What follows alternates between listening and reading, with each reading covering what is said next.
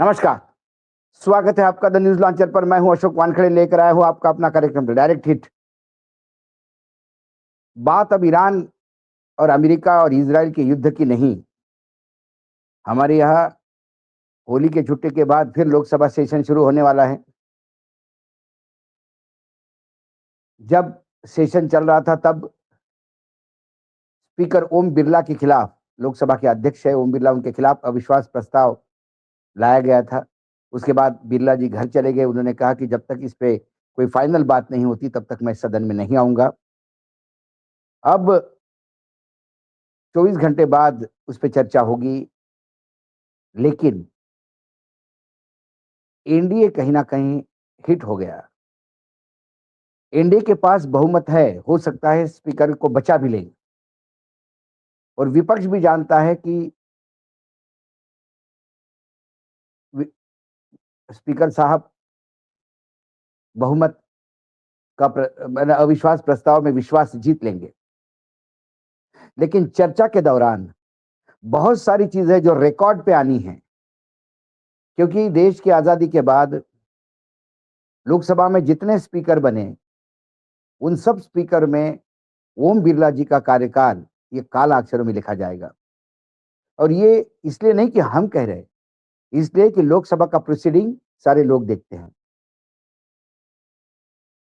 कैसे विपक्ष को लताड़ा जाता है और कैसे सत्ता पक्ष के लिए स्पीकर खुल के काम करते हैं, जबकि वो ऐसा एक पद है जिसको किसी भी पक्षपात किए बगैर काम करने की जरूरत है। लेकिन डायरेक्ट हिट एनडीए इसलिए हुआ कि इंडिया गठबंधन में प्रस्ताव तो ले आए, आंकड़ा तो पूरा था जितने लोगों को सिग्नेचर करनी थी, लेकिन एक बड़ा विपक्षी दल तृणमूल कांग्रेस ने उस समय अविश्वास प्रस्ताव का समर्थन ही करेंगे ऐसी कोई गारंटी नहीं दी थी। लेकिन जैसे जैसे समय नजदीक आ गया, अब टीएमसी ने भी यू टर्न लिया और अब टीएमसी भी करेगी ओम बिरला के खिलाफ अविश्वास प्रस्ताव का समर्थन। बजट के सत्र के दूसरे चरण में हंगामे के आसार। ये हिट हुआ है एनडीए। वो टीएमसी को अलग नहीं रख पाया। जिस हिसाब से एसआईआर का मामला है, जिस हिसाब के ममता दिल्ली के खिलाफ लगातार फ्रंट खोल के बैठी है, ऐसे में उसके लिए चुनाव जब मुहाने पे है तो इंडिया गठबंधन के साथ जाना अनिवार्य हो गया था। सोमवार को शुरू हो रहे बजट सत्र के दूसरे चरण के दौरान जबरदस्त हंगामा होने की आसार है। वहीं पहले चरण के दौरान लोकसभा अध्यक्ष ओम बिरला के खिलाफ पेश किए गए अविश्वास प्रस्ताव को टीएमसी ने समर्थन दिया। टीएमसी अब बिरला के खिलाफ वोटिंग करेगी। 9 मार्च से शुरू होने वाले बजट सत्र के दूसरे चरण के दौरान जबरदस्त हंगामा होने के असर है। इस बीच टीएमसी ने लोकसभा अध्यक्ष बिरला के खिलाफ पेश किए गए अविश्वास प्रस्ताव का समर्थन किया। शनिवार को टीएमसी के सूत्रों ने बताया कि लोकसभा अध्यक्ष को उनके पद से हटाए जाने वाले प्रस्ताव का टीएमसी समर्थन करेगी। साथ ही वह बिरला के खिलाफ वोटिंग भी करेगी। टीएमसी के एक नेता ने कहा कि हम हमेशा अविश्वास प्रस्ताव लाने के पक्ष में थे। हम इसे जल्दीबाजी में नहीं लाना चाहते थे। इसलिए बजट सत्र के पहले चरण के अंतिम भाग में हमने कहा था कि इसे 2-3 दिन बाद पेश किया जाए। उन्होंने कहा कि सोमवार को जब नोटिस पर विचार किया जाएगा तब बीमार सांसदों को छोड़कर तृणमूल कांग्रेस के लगभग सभी सांसद लोकसभा में उपस्थित रहेंगे। टीएमसी के नेता ने इस मुद्दे पर India national development inclusive alliance यानी इंडिया गठबंधन के अन्य नेताओं से भी संपर्क किया है। वही सोमवार को लोकसभा और राज्यसभा दोनों सदनों में जबरदस्त हंगामा होने के आसार है। सत्र शुरू होने के पहले ही कांग्रेस समेत कई पार्टियों ने इजराइल अमेरिका द्वारा ईरान पर किए गए हमले के मुद्दे पर चर्चा की मांग की। साथ ही सरकार से ईरान के सुप्रीम लीडर अयतुल्ला खोमेनी के मौत पर बयान जारी न करने की के लिए जवाब पूछा है और तुरंत बयान जारी करने की मांग की है। ओम बिरला के खिलाफ आरोप क्या क्या है, जो अविश्वास प्रस्ताव किस लिए लाया जा रहा है? ओम बिरला के खिलाफ प्रस्ताव में आरोप लगाया गया है कि विपक्ष को लगातार लगता है कि बिरला अब सदन में सभी पक्षों का विश्वास बनाए रखने के लिए आवश्यक निष्पक्षता नहीं बरत रहे हैं। उनके पक्षतापूर्ण रवैये से सदस्यों के अधिकारों की अनदेखी हो रही है और ऐसी व्यवस्था दी जा रही है जो इन अधिकारों को कमजोर करती है। प्रस्ताव में यह भी कहा गया कि बिरला सभी विवादास्पद मामलों में खुले तौर पर सत्तारूढ़ दल का पक्ष लेते हैं और यह सब सदन के सुचारू संचालन तथा जनता की चिंता और शिकायतों को प्रभावी ढंग से उठाने के लिए गंभीर खतरा है। इसलिए उन्होंने पद से हटने का प्रस्ताव रखा है। विपक्ष के कम से कम 118 सांसदों ने राष्ट्रपति के अभिभाषण पर धन्यवाद प्रस्ताव के समय सदन में नेता प्रतिपक्ष राहुल गांधी और अन्य विपक्षी नेताओं को बोलने की अनुमति नहीं देने के साथ साथ बजट सत्र के पहले चरण में 8 सांसदों को निलंबन करने के लिए भी नोटिस प्रस्तुत किया था। भाजपा ने शुक्रवार को अपने लोकसभा सांसदों को 3 लाइन का व्हिप जारी किया, जिसमें उन्होंने अगले सप्ताह सदन में मौजूद रहने का निर्देश दिया गया है।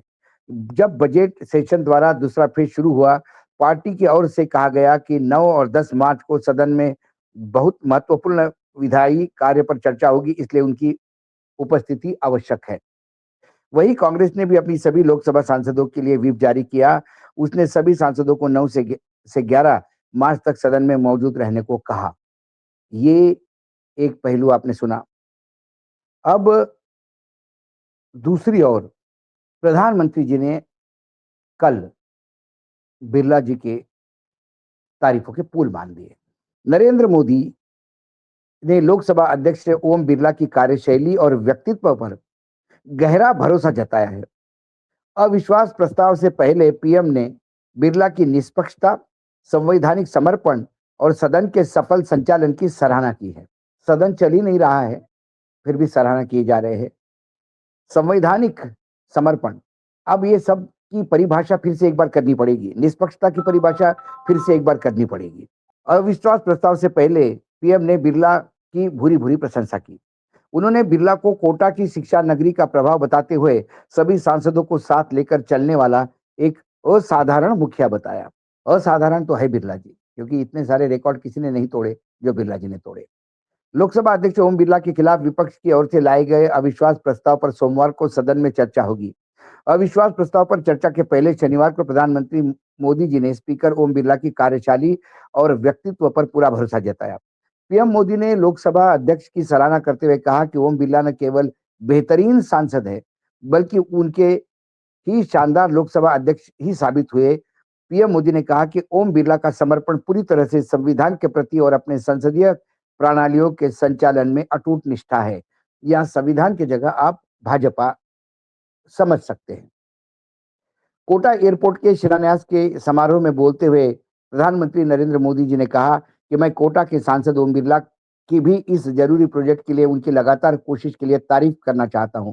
उनकी लगातार कोशिश कोटा के लोगों की जिंदगी को बेहतर बनाने और उन्हें नए मौके दे रही है।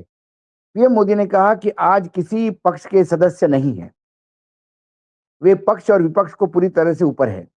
मैं जब उनके सदन में देखता हूं तो मुझे ऐसा विचार आता है कि ये शायद उनकी शिक्षा की नगरी कोटा के आने का प्रभाव है। वे लोकसभा अध्यक्ष के रूप में एक अच्छे मुखिया के तरह सदन के सभी सदस्यों के साथ लेकर चलने की भूमिका करते हैं। प्रधानमंत्री मोदी जी ने कहा कि सदन में जितने भी सांसद हैं, उनको वो अच्छे से संभालते हैं, उनके आग्रह और उनकी भावनाओं को बहुत आदर करते हैं और ऐसे अध्यक्ष महोदय जो सांसदों का सबसे अधिक सम्मान करने का स्वभाव रखते हैं। ये जो प्रधानमंत्री जी ने पैराग्राफ कहा, फिर से एक बार मैं उसको रिपीट करता हूं ताकि आप ध्यान से सुने। प्रधानमंत्री ने कहा कि सदन में जितने भी सांसद हैं, उनको वो अच्छे से संभालते हैं, उनके आग्रह और उनके भावनाओं को बहुत ही आदर करते हैं और एक ऐसे अध्यक्ष महोदय है जो सांसदों का सबसे अधिक सम्मान करने का स्वभाव रखते हैं। ये बेसिकली एक आइडियल रोल मॉडल सांसद कैसा होता है, उसकी व्याख्या प्रधानमंत्री जी ने की। उसमें बिरला जी बैठते कि नहीं बैठते, ये दर्शकों को तय करना है, क्योंकि बिरला जी का जितना भी लोकसभा में 9 वाला जो है, वो आप हमारे जैसे आप भी देखते हैं टीवी पे। प्रधानमंत्री जी ने कहा कभी-कभी, ये बहुत महत्वपूर्ण है, कभी-कभी अगर कुछ बड़े घरानों के अहंकारी और उत्पाती कोई छात्र आ भी जाते हैं, तो वो हुड़दंग करने के लिए अपनी आदत छोड़ते नहीं है। तो वे सदन के मुखिया के तौर पर सबको संभालते हैं। उन्होंने कहा कि वो किसी भी सांसद को अपमानित नहीं करते, कड़वे बोल भी झेल लेते हैं और आपने भी देखा होगा कि हर बार मुस्कुराते रहते हैं। उनके चेहरे पर एक मीठी हँसी हमेशा रहती है। शायद यही कारण है कि वो सदन में सबसे लोकप्रिय हैं। अब सदन में लोकप्रिय है कि देश में अब लोकप्रिय है। सबसे बढ़िया लोकसभा स्पीकर वो होते हैं जो विपक्ष के बहुत लोकप्रिय होते हैं। कई बड़े-बड़े नेताओं ने इस पद को भोगा है और इस पद की गरिमा के अनुसार काम किया है। लेकिन यदि किसी को भी डाँट के नो, नो करके आप नीचे बिठा दो, किसी ने कोई बाहर का रेफ़रेंस किया तो कहे नहीं आप इसका रेफ़रेंस नहीं कर सकते और सत्ता पक्ष को खुली छूट है कि वो 1857 का भी रेफ़रेंस दे सकते हैं। ऐसे कई वाकया है, कई वीडियोज़ पड़े हैं यूट्यूब पर, जहाँ बिरला जी का पक्षपातपूर्ण रवैया सारी दुनिया ने देखा है। और प्रधानमंत्री क्योंकि प्रधानमंत्री से यही अपेक्षा है, क्योंकि उनको उनके प्रति समर्पित संसद के प्रति नहीं, संविधान के प्रति नहीं, मोदी जी के प्रति समर्पित स्पीकर चाहिए, वो है, तो उसकी भूरी-भूरी प्रशंसा तो करेंगे। जब अविश्वास प्रस्ताव लाया जाएगा, इस पे वोटिंग होगा, यकीनन सत्ता पक्ष के पास बहुमत है, तो स्पीकर बिरला जी बने रहेंगे। लेकिन उस चर्चा के दौरान जो-जो चीज़ें होगी, वो रिकॉर्ड पे भी आएगी, ताकि आने वाले पीढ़ियों के लिए सनद रहे कि ऐसे भी स्पीकर कभी-कभी इस देश में हुआ करते थे। टीएमसी का 29 सांसदों का सीधा इंडिया गठबंधन के तरफ वोट करना, बिरला जी के खिलाफ वोट करना, ये कहीं न कहीं भले ही हार-जीत के लिए नहीं, लेकिन इंडिया गठबंधन में फिर टीएमसी की वापसी, ये बीजेपी के लिए टेंशन हो सकती है। आज डायरेक्ट हिट में इतना ही, कल फिर आता हूँ किसी विषय के साथ, तब तक के लिए नमस्कार, देखते रहिएगा द न्यूज़ लॉन्चर।